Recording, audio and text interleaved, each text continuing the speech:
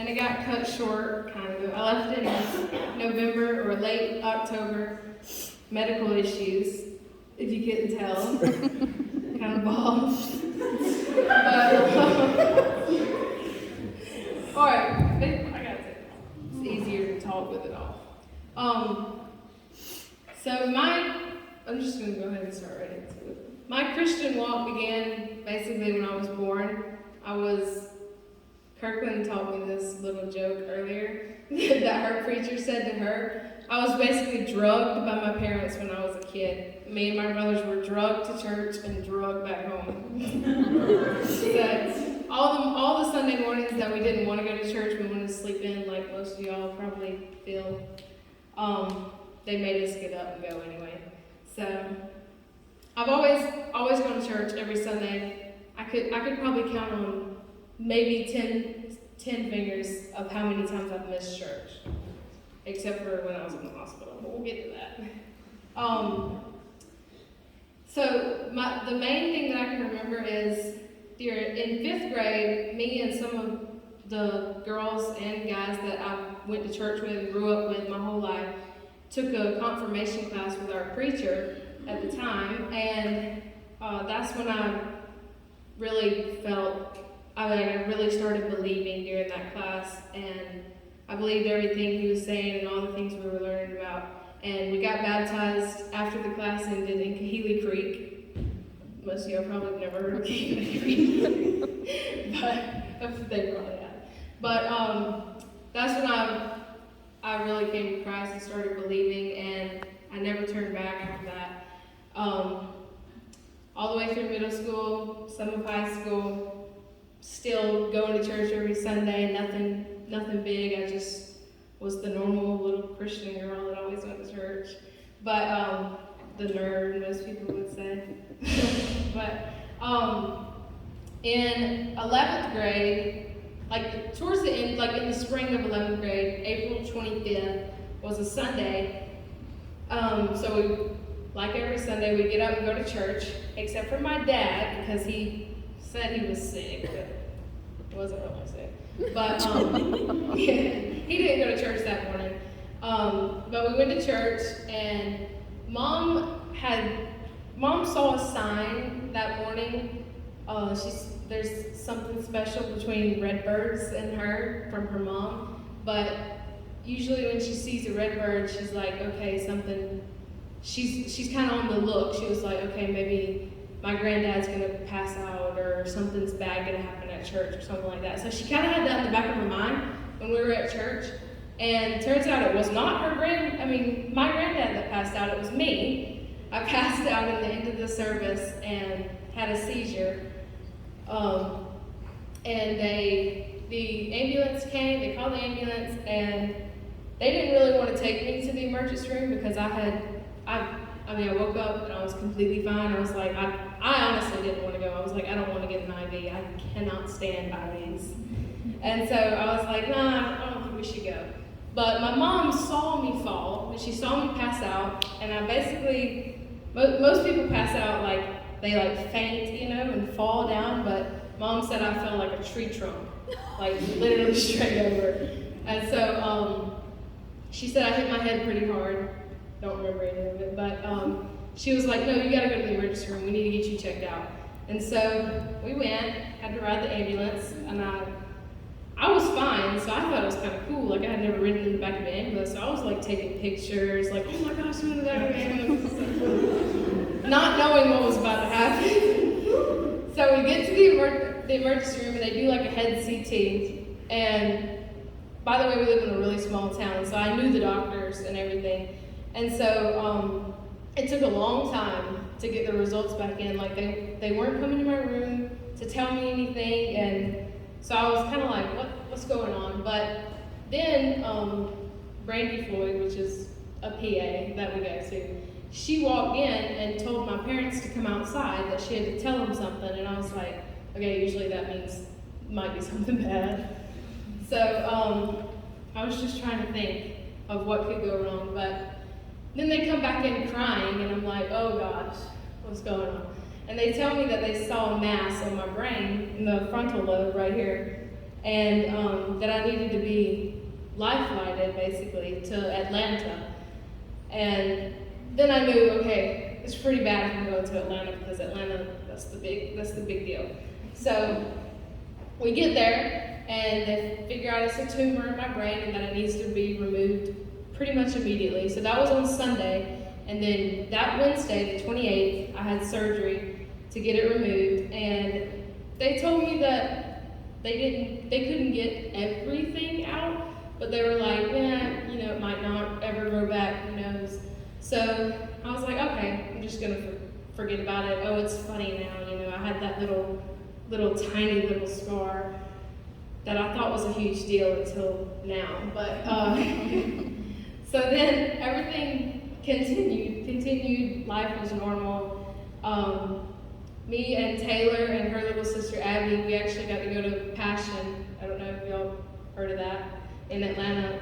Louis Giglio and his wife started it a while back, but that was like a complete life-changing experience. It's the speakers there were amazing, and the music was great. So that was just that was a turning point in my life too. I was like, oh, we're good, I'm done with all this. I get to go to college the next year, senior year went great. And then I'm like, I've always known I wanted to go to Troy, so I was like, all right, I get to live out my dream. So I go to Troy, and in the beginning of August, I had another routine MRI just to make sure the tumor wasn't growing back.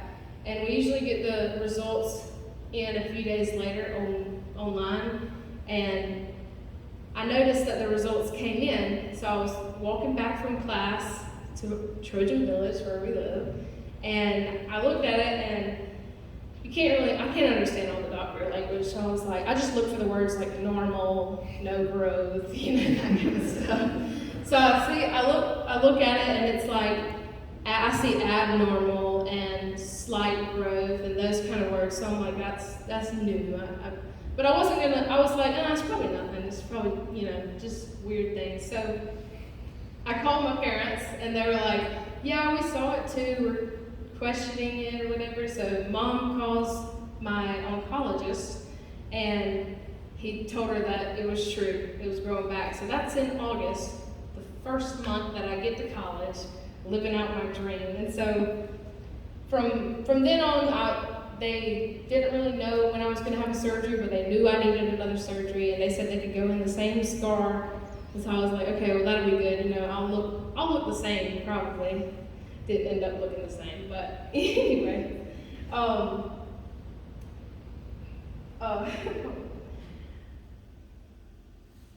Okay, after that, they took a long time to decide when the surgery was going to be, but they found out it was not going to be until November 8th. So, from August to November, I was literally in college just going to class like, oh, I'm not even going to finish out this semester, but I still was going to try anyway, because maybe I could get credit for it, that kind of thing. So, I still tried. I did okay, I guess, but as good as anybody can do. But, so when I left, I went and had the surgery. I was like, okay, it's going to be just like the first time, no big deal. But this time I had to be awake during the surgery. They were going to cut me open and then wake me up, because my tumor is near a speech area in my brain. And so they were going to do whatever the surgeon does. I don't really know. I don't want to know. But they zap it or whatever, and if it slurs my speech, I'm just answering normal questions. And if it slurs my speech, then they're like, okay, that's not tumor, we don't need to touch that. So I found out later, I don't remember any of that, me being awake, but I found out later that I asked the nurse to take a picture of my brain. So if y'all want to see that afterwards, a picture of my brain. It's pretty cool. But anyways, after the surgery, a lot of unexpected things happened. We found out that my vocal cords both sides of them were paralyzed, so I couldn't speak, I couldn't eat. Everything I would try to swallow, water, everything would go down my, trachea. It's called trachea. Yeah. Haven't been in college that long. Let's see. So I couldn't do any of that. Then I had to get a feeding tube, which I don't know if any of y'all have ever had a feeding tube go down your nose. Worst feeling ever. It's awful. But it was bad. I don't even know how else to explain it. And I had to go to rehab, so I was like, okay, this is way rough. And I found out I had to go through radiation and chemotherapy to try to get everything out. Because again, they couldn't get all the tumor out, and they were like, it's more than likely going to grow back because we saw it the first time grow back. So we lived in Atlanta for 6 weeks, basically. We got to come home on the weekends, but I did radiation, and that's where all my hair went. But I'm done with radiation now, and the chemotherapy didn't really affect me that much at all, really. But I have some more chemo to go through. But right now, I'm back at home. Basically, I tell everybody that I'm like a retired woman because I have no schoolwork, nothing to do. I'm just hanging out in my hometown, and all my friends are here in Troy, so that's fun. But another thing is, like, the whole time I went through all of that in the hospital and everything, I've never really had anxiety, never struggled with anxiety my whole life, and I'm grateful for that. Because my dad is the king of anxiety.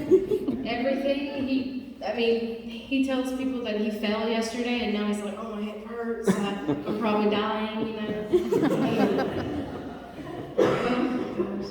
But, so all through that, the whole brain tumor, both times, I was like, oh, you know, I'm not afraid of dying because I know exactly where I'm going to be at when I die, and I know that it's way better than it is here.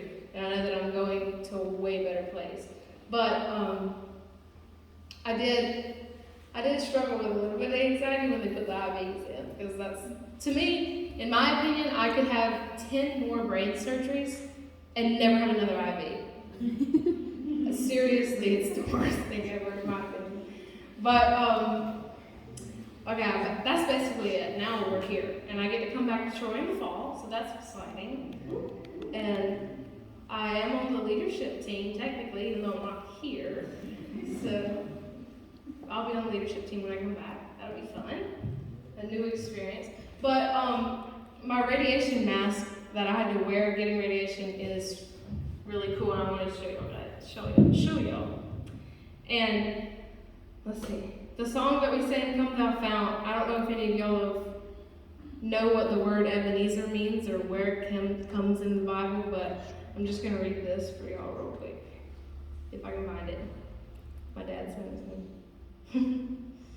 All right. As a reminder of the great victory God gave to Israel, Samuel took a great stone and raised it as a memorial between Mizpeh and Shin. As he raised it, he called the name of it Ebenezer, or stone of helps, saying, something hath the Lord helped us. And that's 1 Samuel 7:12. Whenever the Israelites looked at the stone, they would remember how God had helped them. Unfortunately, the exact site of the stone is unknown today. That part doesn't matter. But the part about whenever they looked at the stone, they would remember how God had helped them. I think this mask, I would call it my Ebenezer because it's really cool. But I would put it on, but it's kind of weird. So every day when I went to go get radiation, I would lay on a table, like flat on a table, and they'd put this on me. Put it on. Put it on. It's really weird. It fits my way. Anyway, they put it on, and these clasps back here would clasp under the table, so it gets really tight. And thankfully it's like netted so I can still breathe and see a little bit, but they asked me, they wanted to paint it. They wanted me to paint it, and I was like, they were like, what do you want to paint on there? And I was like, I don't know, I guess Troy, because that holds a very special place in my heart. So, this is it. This is my Ebenezer. Raise my Ebenezer. Because this makes me remember what all God has gotten me through, and He will still get me through. So, that's it.